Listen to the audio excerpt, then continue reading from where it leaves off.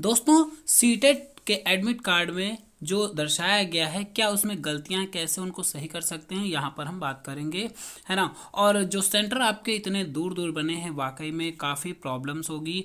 और ऐसा इस वजह से फ़िलहाल हुआ है क्योंकि ऑनलाइन एग्ज़ाम होने जा रहा है। इससे पहले कभी तक ऑनलाइन नहीं हुआ था, ऑफलाइन हुआ था।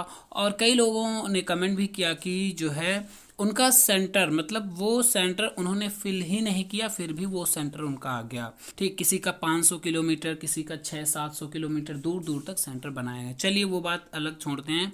यहाँ पर बात करेंगे मिस्टेक्स पर। अगर आपकी क्या मिस्टेक्स हैं उनको करेक्ट करवा लेना, वरना आपको पछताना पड़ेगा।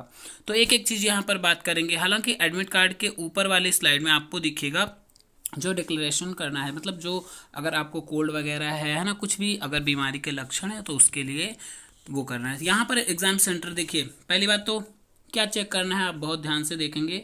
एड्रेस आप अपना चेक कर लीजिए, कुछ मिस्टेक तो नहीं है, नाम वगैरह सब कुछ, मतलब कैंडिडेट नेम, फादर नेम, है ना, क्योंकि ये प्रॉब्लम आगे क्रिएट कर सकता है जब आप सीटेट क्वालिफाई हो जाएंगे। इसकी जो है मार्कशीट या फिर जो इसका रिजल्ट मिलता है उसमें दिक्कत आ सकती है, क्योंकि अगर मैच नहीं होगा तो हो सकता है उसमें भी वही चेंजेस रहें। उसके बाद यहाँ पर डेट ऑफ बर्थ अपनी अच्छे से देख लीजिएगा, ठीक है, ये काफ़ी इंपॉर्टेंट होता है डेट ऑफ बर्थ देखना। और उसके अलावा किसी किसी का यहाँ पर जेंडर मेल की जगह फीमेल आ गया है। देखिए रोल नंबर अभी, वो तो एडमिट कार्ड डाउनलोड होगा तभी पता चलेगा। 2 दिन जस्ट पहले पेपर जिस दिन डेट में है, और जैसा कि पता चला कि मतलब आपको पता चल गया होगा कि सबका एडमिट कार्ड दिखना शुरू हो गया है, मतलब सेकंड फेज वालों का भी, जिसका जनवरी में है। तो ये चीज़ें आप लोग जरूर देख लीजिएगा। रोल नंबर हालांकि किसी का नहीं दिखाएगा, वो 2 दिन पहले तक ही दिखाएगा। जेंडर चेक कर लीजिएगा। और यहाँ पर अपनी जो लैंग्वेज, पेपर की लैंग्वेज है ना, मीडियम ऑफ क्वेश्चन पेपर किस मीडियम में आएगा आपको दिखे वहाँ पर, क्योंकि वहाँ पर आपको हिंदी इंग्लिश मिक्स नहीं दिखेगा। अगर आपने हिंदी मीडियम चूज़ किया है तो हिंदी दिखेगा। तो ये ज़रूर एक बार चेक कर लेना है कि हिंदी आपने भरा है तो हिंदी है कि नहीं है, ठीक। वरना अगर यहाँ इंग्लिश भर गया होगा या गलती से आ गया होगा, आपने नहीं सही करवाया, ध्यान नहीं दिया, तो आपका क्वेश्चन पेपर वहाँ इंग्लिश में ही आपको स्क्रीन पर दिखेगा, ठीक। अब यहाँ पर ये सब्जेक्ट की बात करते हैं ना, तो जिसका सोशल साइंस है उसका सोशल साइंस दिखेगा, और जिसका साइंस है उसका साइंस। और यहाँ लैंग्वेज आप जरूर चेक कर लीजिएगा, फर्स्ट लैंग्वेज क्या है, सेकंड लैंग्वेज क्या है ना, हिंदी है, संस्कृत है, इंग्लिश है, जो भी आपका है।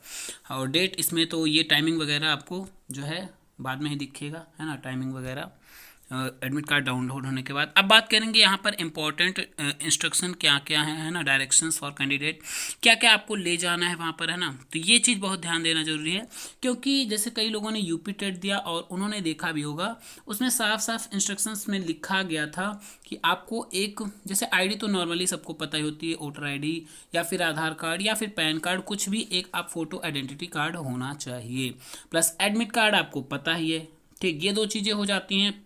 प्लस ये भी यूपी टेट के इंस्ट्रक्शन में ये भी दिया था कि आप अगर अपियरिंग में है तो आप फर्स्ट ईयर या जो भी आपका प्रीवियस टाइम का जो मार्कशीट है वो ले जाकर, ओरिजिनल मार्कशीट वो भी वहाँ पर सेंटर पर दिखानी होगी, तभी आपको एंट्री मिलेगी। या फिर अगर आपका रिजल्ट डिक्लेयर हो चुका है सेकेंड ईयर का, जो भी चीज़ आप कर रहे होंगे, और अभी आप तक आपको जो है कॉपी, मतलब उसका रिजल्ट नहीं मिला, लेकिन नेट कॉपी अगर है तो उस नेट कॉपी पर आपके जो है जहाँ से आपने बीएड, बीटीसी, डीएलएड जो भी आपने कर रखा है, वहाँ के प्राचार्य के द्वारा वो प्रमाणित होनी चाहिए, या किसी ऑफिसर के द्वारा, या किसी भी, मतलब वो आपको प्रमाणित करवा के ही वहाँ पर ले जानी है, तभी आपको एंट्री मिलेगी।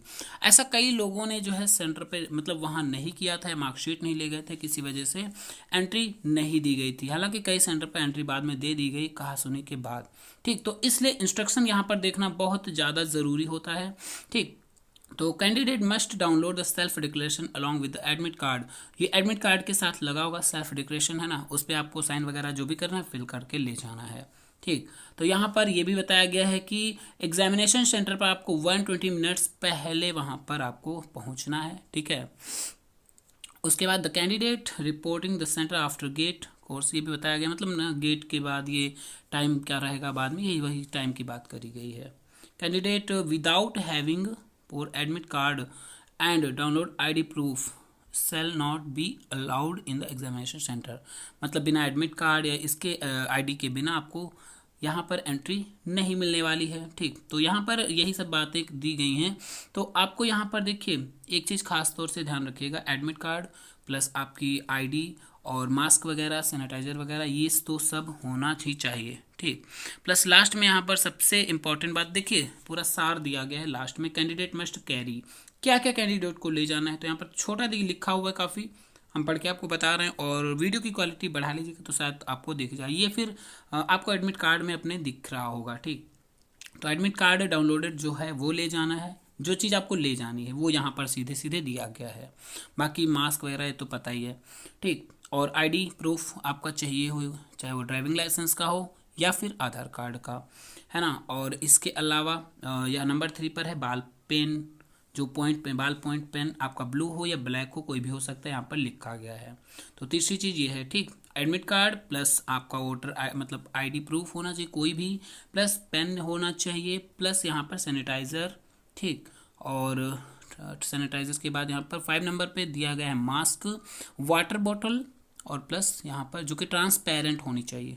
अगर मास्क मतलब सैनिटाइज़र ले जाते हैं वो भी ये सब क्या होना चाहिए, ट्रांसपेरेंट होनी चाहिए, मतलब वो जैसे बॉटल होती है ना उसमें अंदर दिखता है, वो चीज़ होनी चाहिए। तो फिलहाल यहाँ पर ये चीज़ें आपको अगर सही लगी हो, जानकारी अच्छी लगी हो, और इसके अलावा सबसे मेन पॉइंट, अगर कोई भी गलती यहाँ पर है, ठीक, कोई भी गलती इश्यू दिख रहा है आपको, मेल फीमेल कैटेगरी, ओबीसी की जगह जनरल आ गया या कुछ भी, इन सब मतलब कोई मिस्टेक है जैसा आपने फिल किया, उसके अलावा तो आप जो है साइबर, सबसे एक यही रामबाण इलाज है, आप कुछ ना करें, साइबर कैफ़े पर जाएं जहां पे आपने फॉर्म को फिल करवाया, ठीक है। तो वहां पर आप जा सकते हैं और तुरंत उसको जो है वो आपको इसका सोल्यूशन बताएगा कैसे क्या करना है। एक दूसरे से पूछने के बजाय आप सीधे वहां पर फॉर्म को सही करा सकते हैं, ठीक है। चलिए, जानकारी सही लगी हो, अच्छी लगी हो तो वीडियो को लाइक करिएगा, शेयर कर दीजिएगा। धन्यवाद।